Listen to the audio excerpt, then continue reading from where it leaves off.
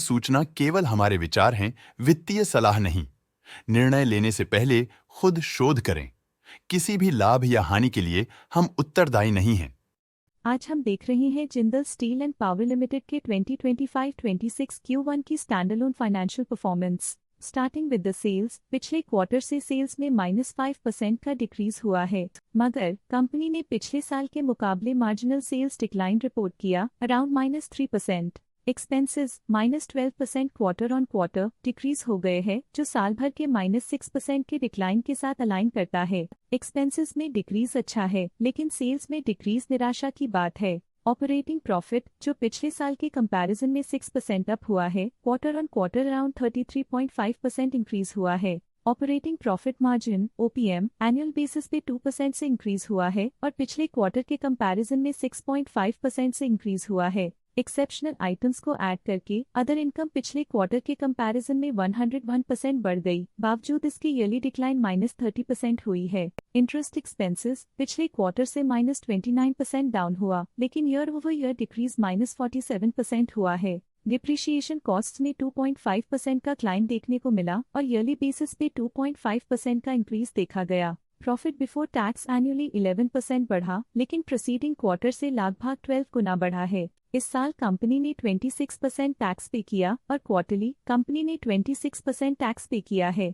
Net profit ने year on year 11.5% का increase दिखाया, लेकिन लास्ट क्वार्टर से लगभग 14 गुना का इंक्रीज हुआ है। इस क्वार्टर में कंपनी का परफॉर्मेंस काफी अच्छा रहा। वहीं अगर एनुअल एनालिसिस की बात करें तो इस साल कंपनी का परफॉर्मेंस ठीक रहा। अर्निंग्स पर शेयर EPS में साल भर में 1.5% का इंक्रीज देखा गया। साथ ही EPS ने क्वार्टरली पिछले क्वार्टर के मुकाबले काफी ज्यादा ग्रोथ देखी, जो कंपनी की शानदार परफॉर्मेंस को दिखाता है। इस क्वार्टर में कंपनी का EPS काफी अच्छा रहा। Jindal steel and power limited के फाइनेंशियल स्नैपशॉट को रिव्यू करते हुए कुछ मुख्य ट्रेंड्स सामने आए हैं, जो कंपनी की परफॉर्मेंस पे रोशनी डालते हैं। जून 2022 से जून 2025 तक Jindal steel and power limited की फाइनेंशियल जर्नी में सबसे पहले बात करते हैं सेल्स की। इस साल सेल्स में -3.5% की गिरावट आई है और पिछले 4 सालों में भी -7% की गिरावट देखी गई है, जो एक लंबे समय तक गिरावट को दर्शाता है। पिछले 3 सालों से सेल्स गिरती जा रही है, जो बड़े मार्केट चैलेंजेस को दर्शाता है, जिन पर स्ट्रेटेजिक ध्यान देने की जरूरत है। अब बात करते हैं एक्सपेंसेस की। इस साल एक्सपेंसेस -0.5% घाट गए हैं, लेकिन 4 सालों में 4.5% का इजाफा हुआ है। इस साल हालांकि एक्सपेंसेस सेल्स से थोड़ा ज्यादा बढ़े हैं, मगर ग्रोथ रेट्स का करीब होना स्टेडी ऑपरेशनल कॉस्ट को दर्शाता है। चैलेंजेस से गुजरते हुए ऑपरेटिंग प्रॉफिट ने इस साल -16% की डाउनटर्न देखी, जो एक ट्रेंड को कंटिन्यू करता है, पिछले 4 सालों में -37.5% की डिक्लाइन के साथ।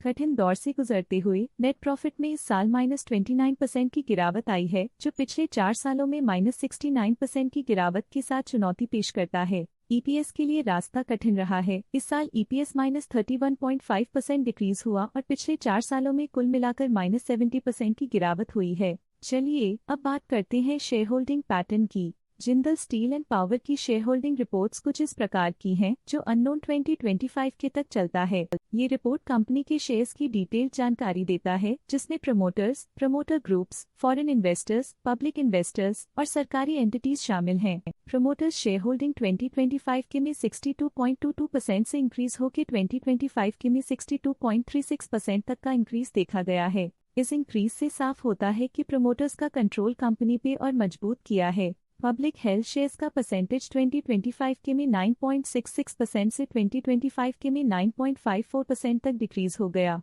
इस डिक्रीज से साफ है कि इस टाइम पीरियड में कंपनी में पब्लिक का हिस्सा डिक्रीज हुआ है। जब कंपनी के शेयर्स का अधिकतम हिस्सा प्रमोटर्स, FII, DII या गवर्नमेंट के पास होता है, तब ये माना जाता है कि कंपनी मजबूत हाथों में है, जो स्थिरता और मजबूत समर्थन को दर्शाता है और इस मार्केट की स्थिरता बनी रहती है। DII डोमेस्टिक इंस्टीट्यूशनल इन्वेस्टर्स ने अपना शेयर होल्डिंग 2025 में 17.72% से 2025 में 18.09% तक इंक्रीज किया। ये बताता है कि डोमेस्टिक इंस्टीट्यूशंस ने कंपनी में अपना इंटरेस्ट 0.37% तक इंक्रीज किया है।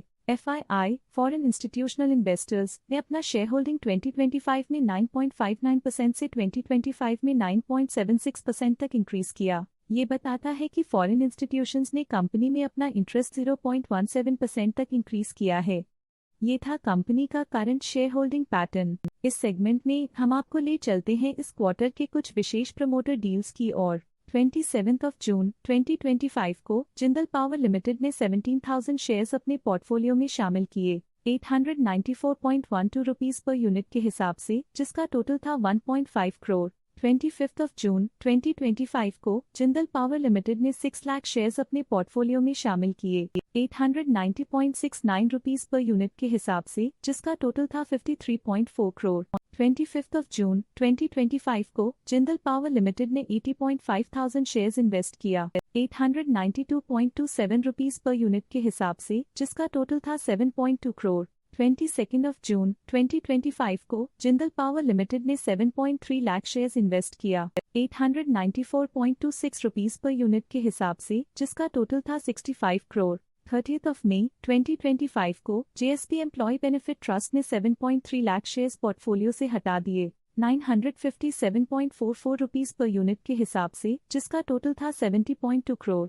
30 मई 2025 को जेएसपी एम्प्लॉय बेनिफिट ट्रस्ट ने 9.8 लाख शेयर्स की बिक्री की 951.01 रुपीस पर यूनिट के हिसाब से, जिसका टोटल था 93.4 करोड़। 30 मई 2025 को जेएसपी एम्प्लॉय बेनिफिट ट्रस्ट ने 2.4 लाख शेयर्स एग्जिट कर लिए 948.34 रुपीस पर यूनिट के हिसाब से, जिसका टोटल था 22.5 करोड़। तो ये थी इस क्वार्टर की कुछ सर्वाधिक चर्चित प्रमोटर डील्स, जो दिखाती है बाजार के नए रुझान। अब नजर डालते हैं जिंदल स्टील एंड पावर के स्टॉक रिकमेंडेशन पे। लॉटस स्टॉक का करंट प्राइस 925.5 रुपीस चल रहा है।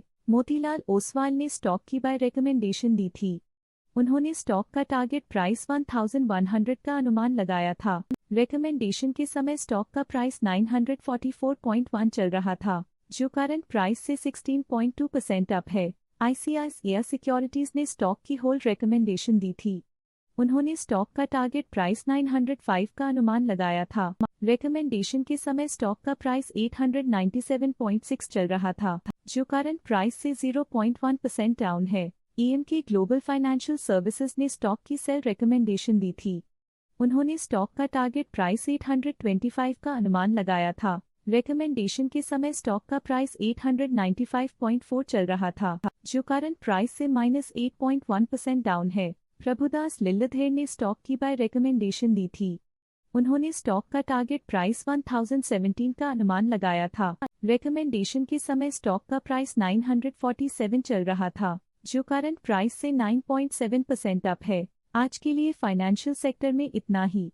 देखने के लिए धन्यवाद। स्टॉक लेटेस्ट न्यूज अपडेट के लिए चैनल को सब्सक्राइब करें और वीडियो को लाइक एंड शेयर करें।